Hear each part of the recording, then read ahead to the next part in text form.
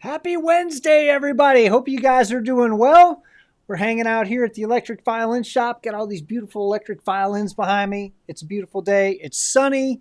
It's nice and warm out. I like the warm. That's good. 90 degrees feels great. And yeah, so what are we here to talk about today? We're here to talk about Fishman and Baggs preamps. You know, us string players, we can be a bit of a finicky bunch sometimes. It's hard to get us to agree on much of anything. But one of the things that pretty much every amplified string player will agree with is that Fishman makes great gear and LR Baggs makes great gear. So we've got 4 preamps that we're going to be talking about today, 2 from Fishman, 2 from Baggs, and we will compare and contrast. It'll be like being back in elementary school again. This is going to be fun.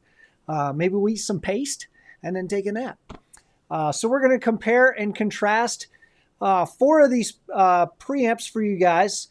And yeah, I think it's going to be fun. It's going to be great because they're all different. Everybody's always asking which one's right for me. Well, I don't know. But I can tell you about each of these and then you can decide which one is right for you. So first of all, let's get some terminology out of the way. What is a preamp?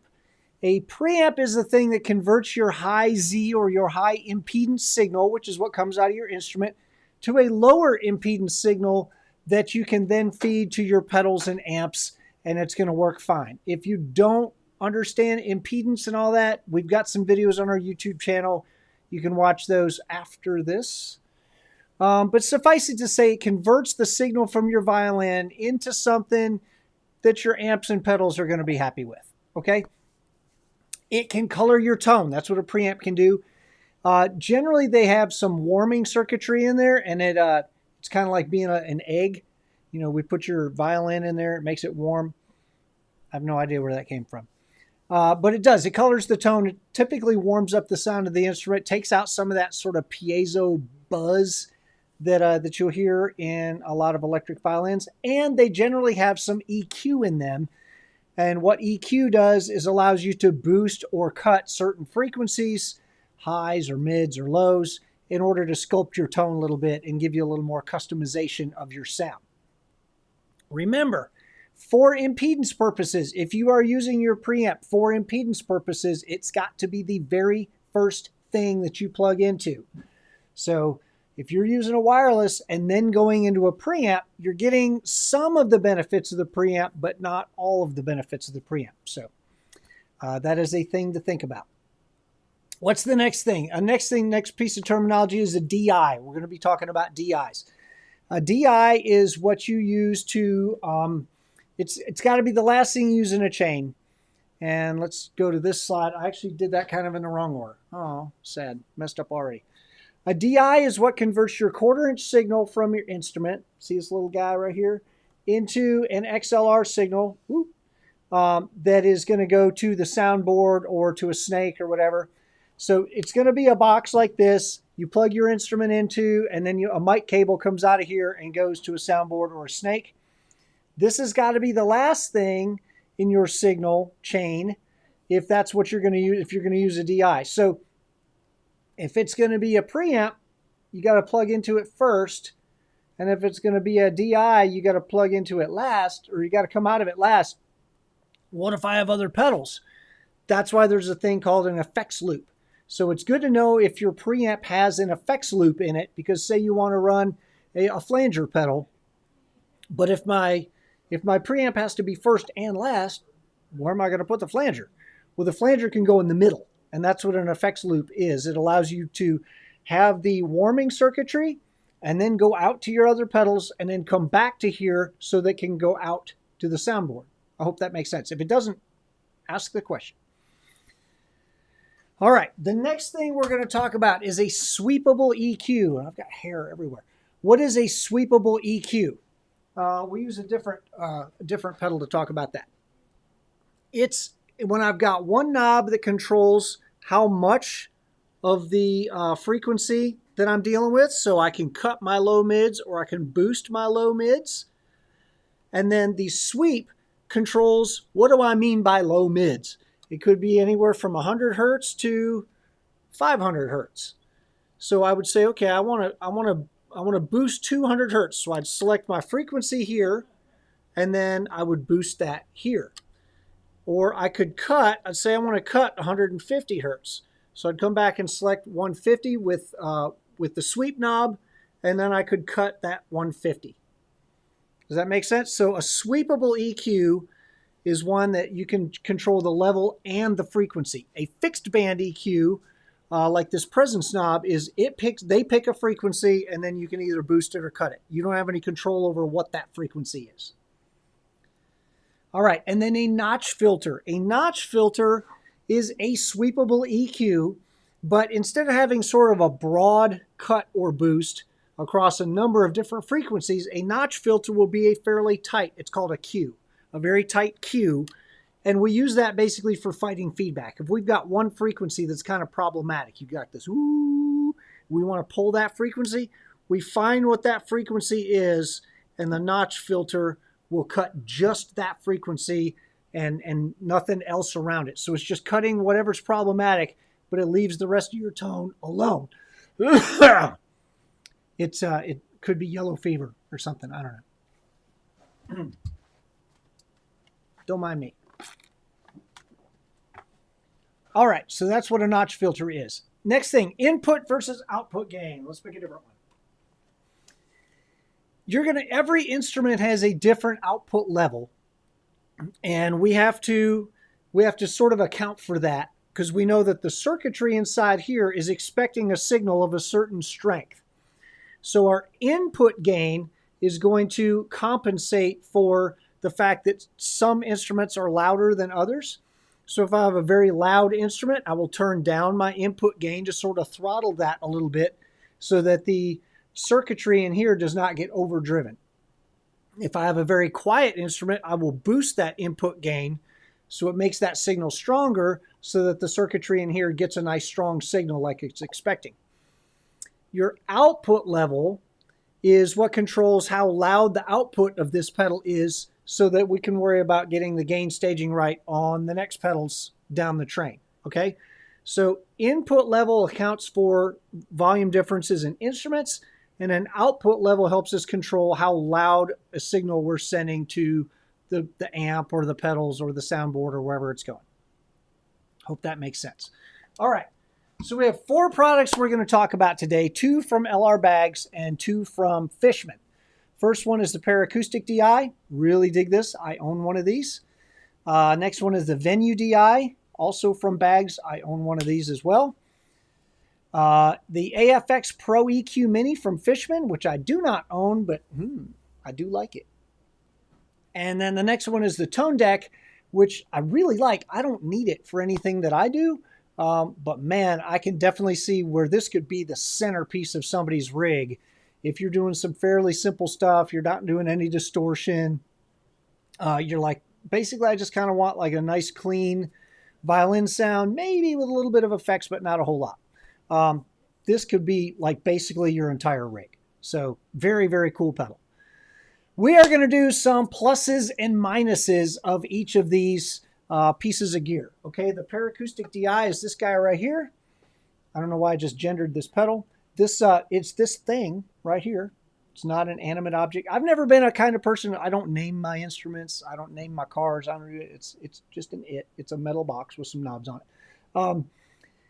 So some pluses on this, it can be powered by battery, takes a 9-volt battery, or phantom power. And phantom power is a thing that your sound engineer can send you through the mic cable that goes in here, and it will light up, I can't see, yeah, light up this LED when that phantom power is on. It does require power. It's an active DI.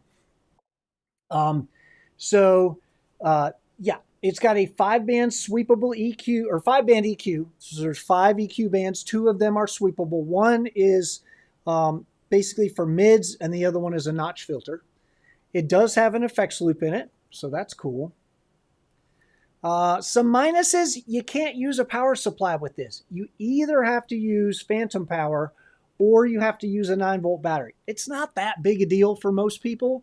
It's pretty convenient for overwhelming number of people, but there are some people that want to use this in such a way that not having a power supply is kind of a pain in the butt.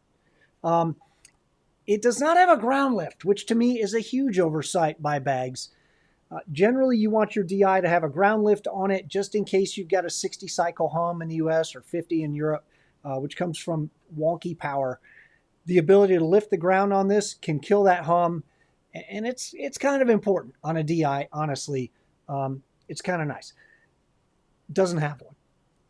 It does have a phase invert button. So if you've got some feedback, you can use the phase invert button to help with that. And the other thing, it's kind of a whiny complaint, but the effects loop is an insert cable, meaning this is a stereo. You need a stereo to dual mono cable in order to make your effects loop work. And those are not like ubiquitous.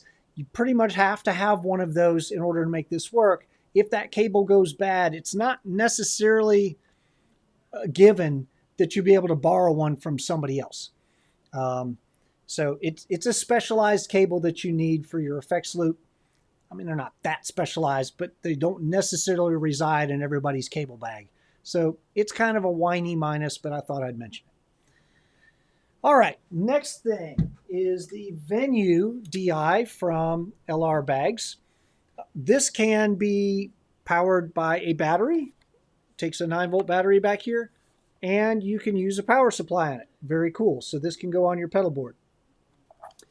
6-band EQ, which is great. 2 of them are sweepable. One's a notch filter. Actually, no, there's a notch filter, and there are 2 sweepable EQs on here. So I guess that's technically 3. Whoever made that slide. Kind of missed that. Anyway, so 6-band EQ, there are actually 3 sweepable if you count the notch filter. And it has a full effects loop, which means there's a full 1/4-inch send and return. So that's really nice. It also has a tuner with a mute button on it. So if this is kind of the centerpiece of your rig, when you first plug into this, you can mute yourself, you can tune your instrument without having to bother anybody, and then you can click it back off. I use the mute button a lot, like between sets. If I'm not playing on a certain song, maybe I'm going to sing on that song, I'll just mute it so I don't have to worry about it sitting there feeding back or humming or whatever. It's nice to have a mute button and a tuner on this. It has a boost button, and it's a sweepable boost. You can sweep between 0 and 9 dB for your boost. Don't know who's using the boost at 0 dB, but I don't know. You do you. Nubish, sweepable. I just talked about this a second ago. I'll come back and grab that in just a second. So the boost button, when it's time for you to take your solo, if you look back and the sound engineer is like sleeping in the back, you kick your boost button, you take your solo, you kick the boost button off. And it has a VU meter on the front. We will get to why that's important in a little while. That shows you how strong your signal is. It's actually an output meter, I think. But it will show you if you're clipping and sending a clipped signal to front of house. Yes, so anybody, that's why you guys got to show up on time, man. 3 o'clock every time. Let's come back to what is sweepable EQ. A sweepable EQ means that one knob controls the level, either the cut or the boost, and the other one controls the frequency. You can sweep in your frequency bands, and it'll usually give you a range. Like one of these is from 500 hertz to 2.5 kilohertz. You can sweep anywhere in that, and then say I want to go 2K, and I want to boost that 2K because I really want people's ears to bleed. So, yeah, let's see, where are we now? The Venue, okay, those were the pluses. The minuses on the Venue, it's pretty big. Like it takes up a fairly significant amount of space on your pedal board. There are no onboard effects. It's just EQ, tuner, boost. That's it. And the ins and outs are on either side. So unless you've got 90-degree cables coming in and coming out, like it's going to take up even more space. Think your jack's coming in and out this far. Like this thing takes up a lot of space. Yes, that's very whiny, but if those are the 3 minuses that I can come up with, that's pretty good. I dig that. Jaron, that is a question. It's kind of like asking what I like on my pizza. It basically doesn't help you any if I tell you, and it could change from time to time. So generally what my starting settings are is I always start with everything centered. I would start with everything kind of here other than my levels. You know, I kind of get my gains right depending on what the instrument is and how much signal I need going out to everybody. And I would start with everything centered. If that sounds good, I'll just play the show. And honestly, on most of my stuff, I pretty much just leave it centered. So yeah, if you start with everything centered, and then if you need to make an adjustment from there, you can. But yeah, that's generally how I roll. And then I wouldn't have any way of knowing what it's going to sound like based on what PA are you plugging into, what effects are you running into. If you are, you know, if I'm playing in a room that's really bright, if I'm playing in a band that's got a lot of brightness in it and I kind of need to roll some of that out on mine, or maybe I need to cut through the mix a little more. Settings are never going to be the same from room to room and from night to night and ensemble to ensemble. So yeah, I don't think I always start at 0. I always keep everything in the middle. And then there. Notice the tuning. You got to tune a little sharp. I have not, but we could do an entire video on tuning. Oh my goodness. Like just the physics behind tuning. This whole 12-note system that we've got is imperfect at best. Yeah, there's a lot to talk about with tuning. Like people have degrees in this sort of thing. Yeah, I don't know. It would kind of depend. Yeah, I haven't noticed that the tuner on here is inaccurate. I don't think it's 440, I think, is what it's set to. Oh, good question. Do I set gain staging or just feed what front of house wants? So great question. It depends. It depends on what I'm feeding into.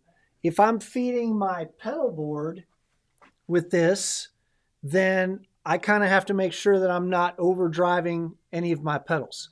If I'm feeding front of house with this using the XLR out, then it's going to be whatever front of house wants. And I generally start with my volume kind of in the middle, and I'll do my sound check. Probably 8 times out of 10, they're like, okay, gotcha, no problem, have a great day.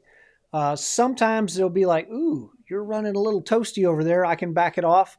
Or they'll say, can you send me any more because I'm having a hard time getting you, then I can turn it up. So again, I sort of start in the middle, and then it gives me some adjustment room on either side.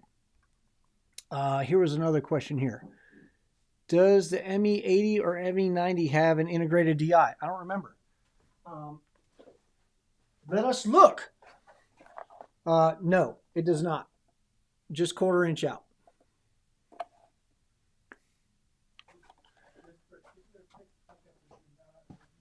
So yeah, there answers that question. I did not know. I had to look.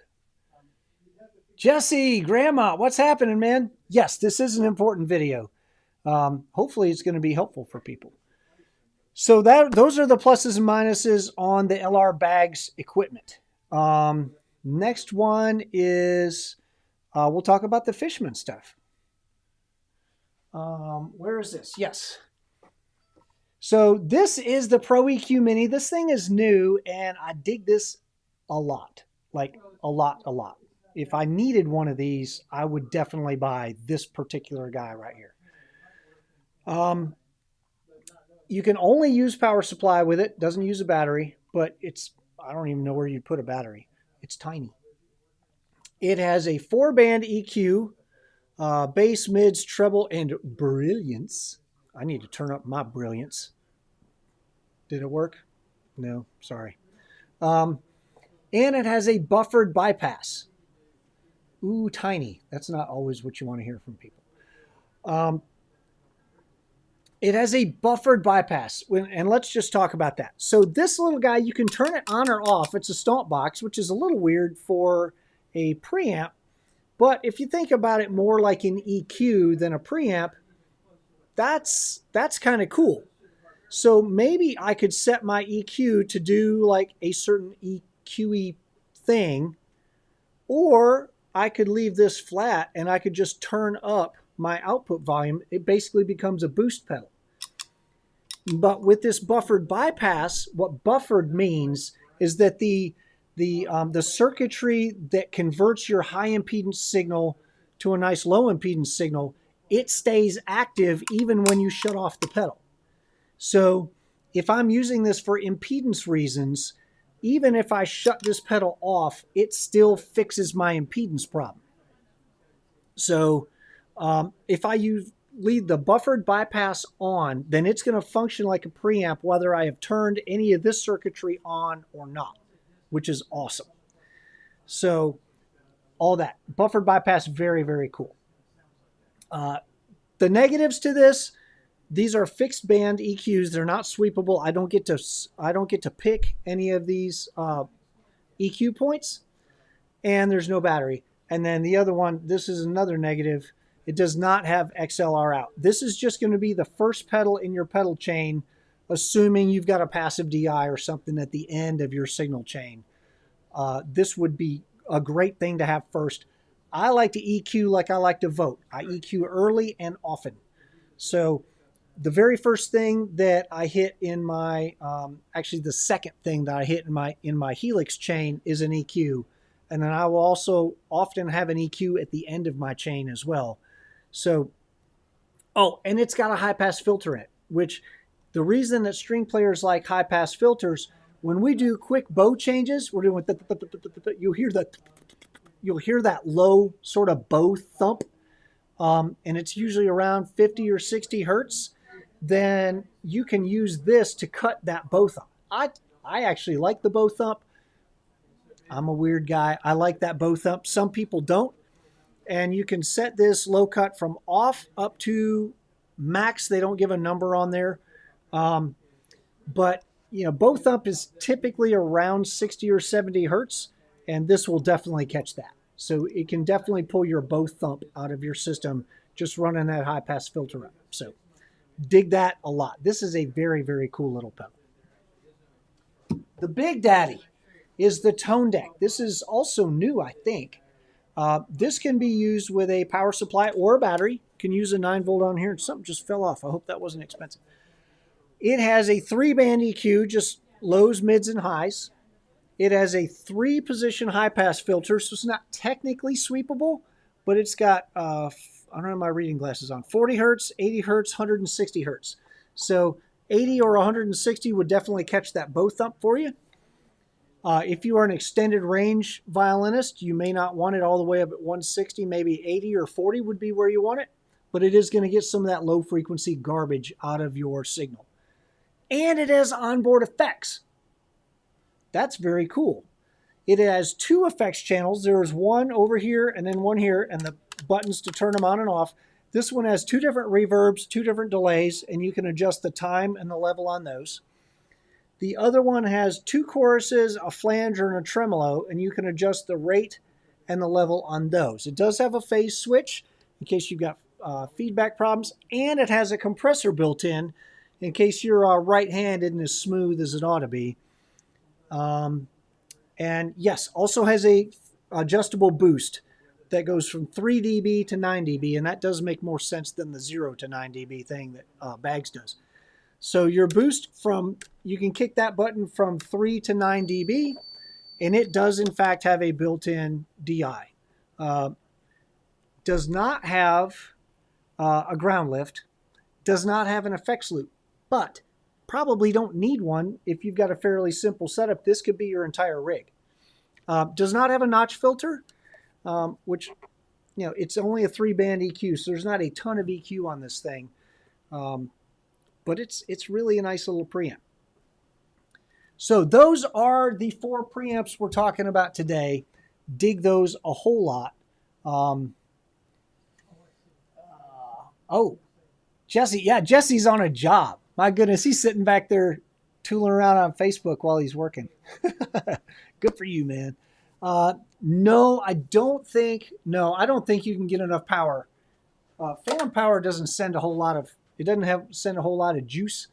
It's just, I don't think Phantom would send enough power to power this unit. So Yeah, you can do with a power supply or a battery. But yeah, Phantom's not going to be, not going to have enough oomph, fuerza, not enough. I don't know. You know what I'm talking about.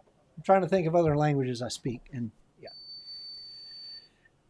So yeah, I'm going to show you guys a quick video where I play a Yamaha YEV into a buffered input, and it's actually intentionally buffered to 136 kilo ohms, which is going to be pretty similar to a lot of systems that you would plug into. You'll hear what the YEV sounds like plugged into there with a little bit of an impedance mismatch. And then I will play through each of these 4 preamps, everything just centered. And I tried to volume match those the best I could. I think you'll hear they sound remarkably similar. Fishman and Baggs just make good stuff. Their stuff sounds good. So there's not going to be a very stark difference between these 4, but I wanted you to hear it. So here we go.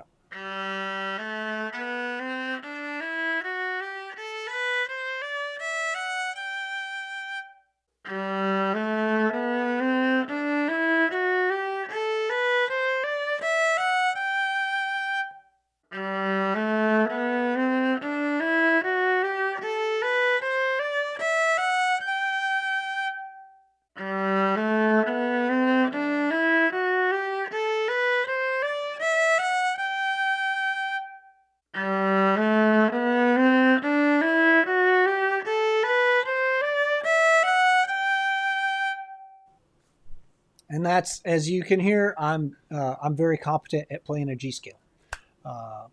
2 octaves, that's it. Can't go more than 2 unless I got low strings, and I can do 3. Shifting's hard. So yeah, I don't think there's a huge difference in sound between those. Maybe a little bit. Probably a lot of that you could account for just with volume differences. On those. Yeah, I don't think there's a huge difference. Of course, I'm listening on computer speakers. I haven't had a chance to listen to these with headphones. Maybe there's a bigger difference with headphones. I don't really hear much of it on my computer speakers. French fries are ready. All right, see you guys. Ah, dang. Yeah, he was lying. There weren't any French fries. Dang it. I do like French fries. It is a great example of when you've got an impedance mismatch, how big a difference it makes to have a preamp. Yes. And that is, if you're hearing that first sound out of your violin, you have an impedance mismatch and you should get a preamp. The next thing is, on 3 of these 4 units, there's no VU meter. VU is a signal strength meter. There's no meter on any of these. So how do I set my input gain? I'll show you.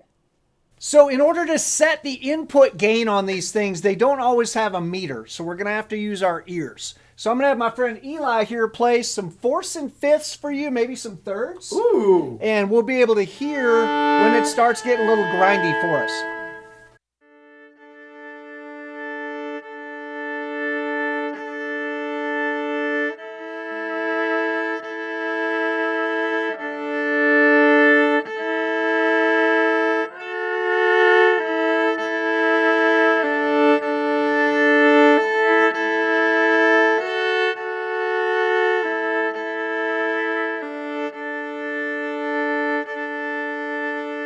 So you could hear when it was getting grindy as I would turn up the gain on that. That's when we want to maybe kind of turn it back a little bit until it's nice and clear and crisp for us.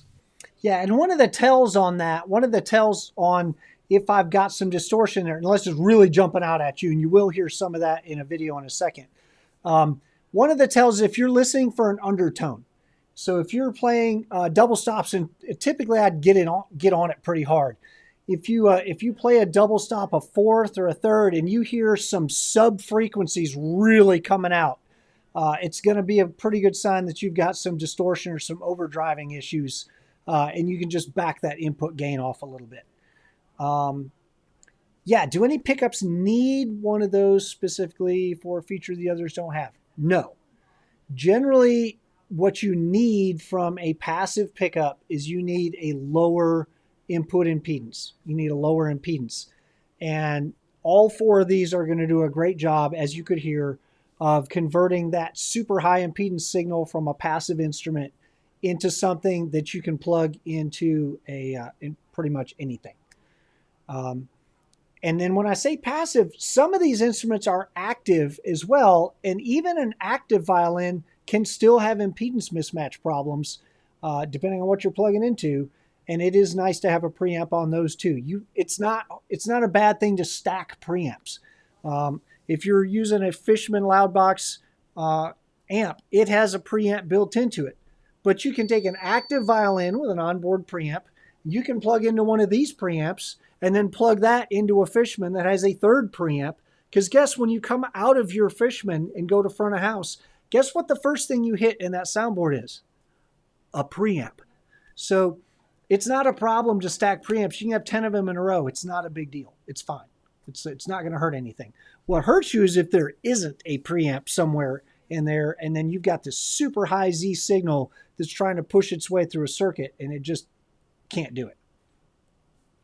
Working with octave pedals with any of these, anything to look out for? No, I would just hit this first.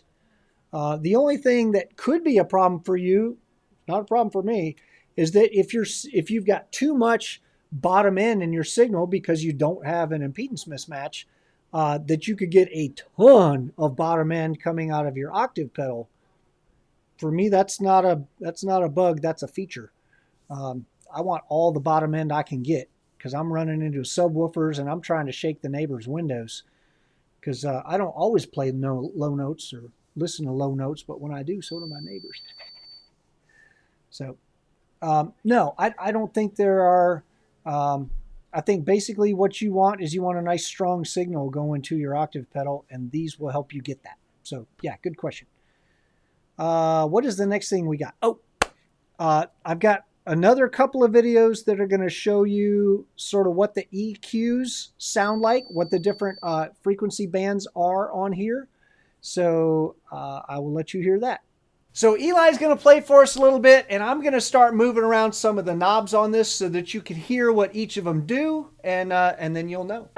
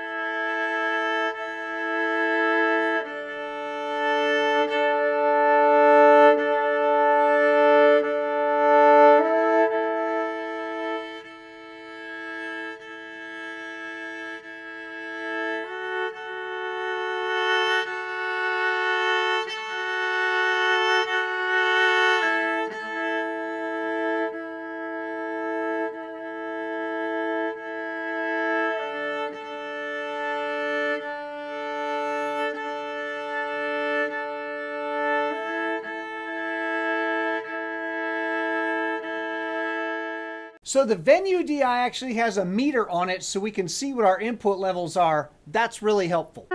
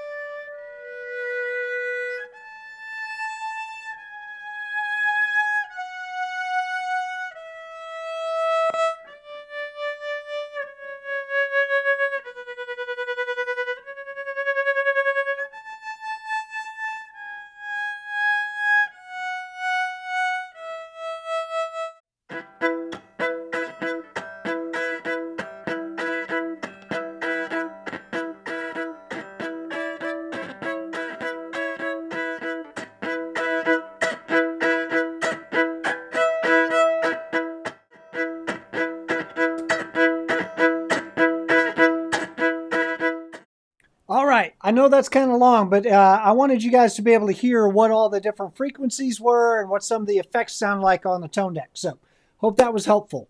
All right, we got some questions here. How do you know if you need a DI? If you're going into a sound system, you need a DI because all of your pedals and stuff are going to be using 1/4 inch. So there's going to be 1/4 inch stuff that you've got coming out of your instrument and going from pedal to pedal to pedal. And if you want to go into a sound system, they're going to send you like a XLR line, and you've got to convert from 1/4 inch to XLR somehow. So yeah, pretty much everything that's not a microphone needs a DI. So if you're going into a sound system, you need a DI. A lot of times the sound company will provide just cheap $30 passive DIs, and they're okay. But I mean, if you listen to a $200 radial DI or a an active DI and put it next to a $30 passive DI, you can very much hear the difference. How do I impedance match? Yeah, so the answer is you're going to go into a preamp. So you have an active Hartke bass DI box. I don't know what the input impedance is in that active DI box. I would have to look those up. Yeah, I'd have to look up what all those impedances are. But your NS wave is probably in the 5 to 10 mega ohm range. So you're going to want to see something in that area. You'll know if you have an impedance mismatch. You can hear it because they just sound thin. And if you run into a preamp first, all of a sudden it's like it just put on 40 pounds. And you're like, oh, that's way better. Sounds like somebody just went to the weight room. So, okay. All right. Okay, so I know that was a long video, but I'm glad that helped. Good. Well, I don't know if there are any other questions. The short answer is, do I like these DI? Yeah, I like all these. And I think which one is right for you is going to be very much dependent on your particular circumstances. If you just need a small little buffer at the beginning of your signal chain, this may be the thing. You've already got a pedal board. You're like, man, I just kind of want to thicken up my sound a little bit. This might be the thing to throw in the beginning of your pedal board. I have very intentionally not talked about prices. The problem is these videos live forever on the internet and prices change. So I've learned, I've put up some videos 5 or 6 years ago and prices are different than they were 5 or 6 years ago. And people are hitting us up going, hey, where's that thing that cost $49 in a museum? So haven't talked about prices. These are very inexpensive, $100-ish, I think. And these are more expensive, $300-ish. And the other ones are kind of in between. The Baggs ones are in between, I think, around 200 and maybe mid 200s. I don't remember. None of these are crazy expensive, but if you think about this thing could be your entire rig. That's pretty impressive. And honestly, this thing could pretty much be your entire rig too if you're going into a PA that has reverb in it or whatever. So either one of these could be most of your rig. And then either one of these would probably be just part of a rig. So I like them both. I like all 4 of these products for different reasons. So depending on what your specific needs are, chances are one of these is going to be the right thing for you. Also, Fishman does make other products. We just didn't get to those today. They make a lot of different products. So yeah, hopefully this was helpful for you. Hopefully you learned something about DIs and preamps and EQs and compressors and impedances and all these different things. There's a lot to know. But it's fun. If you can get loud, you can make more money and have more fun. So we just want to do it well. So anyway, unless I see any other questions, I'm going to go ahead and sign off. If you have some questions that I didn't get to, you can put them in the comments section, and I will try to answer those after the fact. I'll type in something for you. All right. I hope you guys have a great week. I will not be here next week. I'll be hanging out in New York. Oh, you know what? I might be here next week electronically with you. I will not be in the shop next week, but I think we have a special guest. I think we're going to be talking to the fiddle player for, why am I blanking right now? For Yellow Card. You guys know they're back out on the road, right? If you don't know who Yellow Card is, yeah, I'm about to sign off. Go find Yellow Card and listen to them. I think we're going to be talking to Sean next week. So that'll be awesome. And I'll be in New York, but I'm going to take time out of my vacation in New York. It's not really a vacation. It's a trip. Take time out of my trip to New York to hang out with Sean for an hour, and we'll broadcast that for you guys. I think that's the plan. So he's in the middle of tour right now. Hopefully we can make all that work. Okay. You guys have a great week, and hopefully I'll see you next week talking to some rock stars.